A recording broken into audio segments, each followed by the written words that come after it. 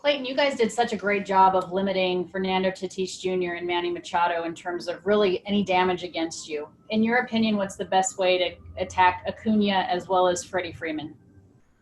Yeah, the Braves have a great lineup. It's somewhat similar to the Padres. 1 through 9, they can kind of beat you. So there's no real secret to it. You just try to make good pitches. I think Acuna and Freddie obviously at the top. Really get them going. But I mean, everybody's really swinging the bats well for them through Ozuna, d'Arnaud, all those guys. So it's definitely a good matchup for us, and it'll be a good challenge. This pattern of Walker starting game 1 and you starting game 2 has really paid dividends for you guys. How much of a comfort knowing, every time you're going to take the ball, when it's going to be for you, and knowing exactly when you're going to be called upon? Well, it just, I think with Walker, whatever his ability is to go deep into games or not, to have him going, and it's gonna be a good outing. We feel very confident with Walker and what he's doing, and I'm feeling good right now too. And then we got a lot of other guys between Tony, D-May, Julio that can all throw the ball well. So we feel good 1 through 5 with our guys that in a 7-game series that we can do something good. You also have an incredibly well-rested and talented bullpen. How much of a satisfaction is there in that, knowing that the arms that you may need to be called upon are still fresh and ready to go? Yeah, I think both teams coming into it are in a pretty good spot, obviously, with their bullpen, only having to play 5 games so far. And, their starting pitching has done well for them as well. So they got all their guys rested. So it's really both teams at their best, and it should be a fun series. Thank you, Clayton. Next question is from Dave Vasse. Go ahead.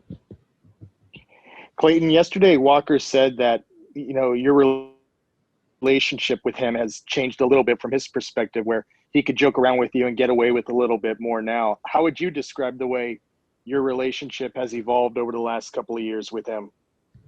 That's different for Walker.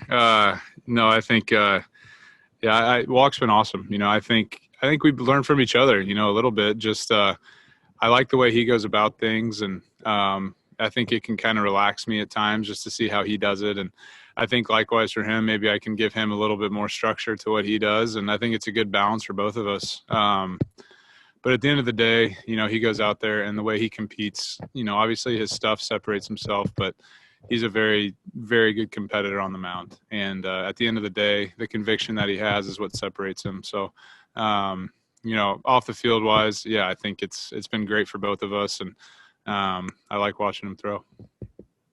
Thank you. Next question is from John Morosi. Go ahead. Thanks, Clayton. Max Fried has talked about his admiration for you and growing up a Dodger fan himself. How would you describe what you've seen from him just from a distance here the last few years?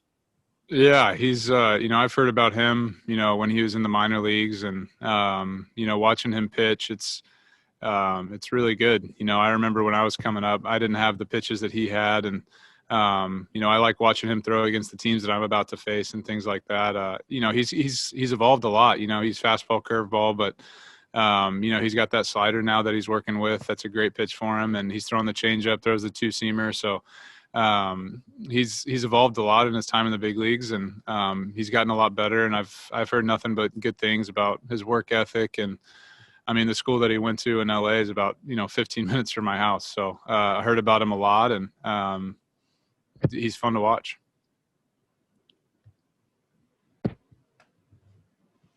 Next question is from Jorge Castillo. Go ahead.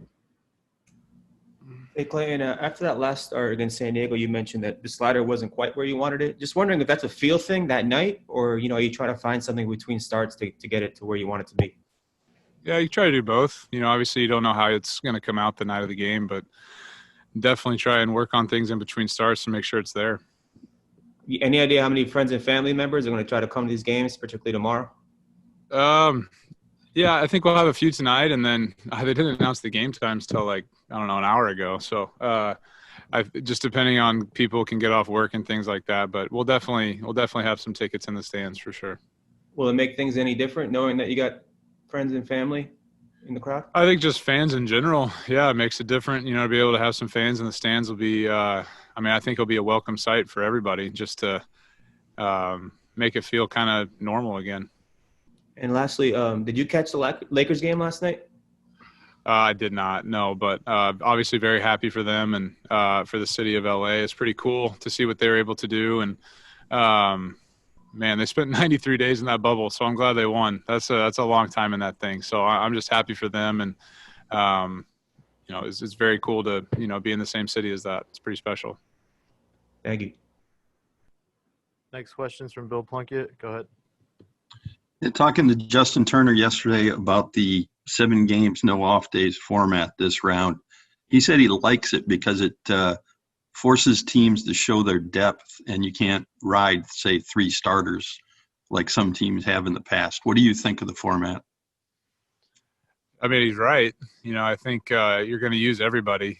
7 games, 7 days. There's not too many guys that can just throw 7 straight days. So, it's going to be taxing for both sides, especially the bullpens. But like JT said, we feel good about our guys 1 through 28, and that's going to be we think that's a strength of ours. And as far as what I think about it,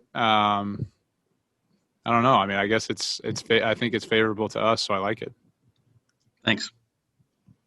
A question from Rowan Kavner. Go ahead. Hey, Clayton, when you haven't pitched against a team in a season, especially like in a series like this, are you able to draw on previous, even years against players at all, or is it just so different from year to year? Yeah, usually pretty different. I don't really look too much about what I've done against guys personal history wise. I think there needs to be some recency bias as far as what they've done in the box and things like that. But obviously we faced these guys 2 years ago in the playoffs, but they have some of the same guys, but obviously there's a lot of guys different. So not a whole lot you can glean from that. But try to watch what they've done the past month or so, see what they're doing, and try to adjust accordingly.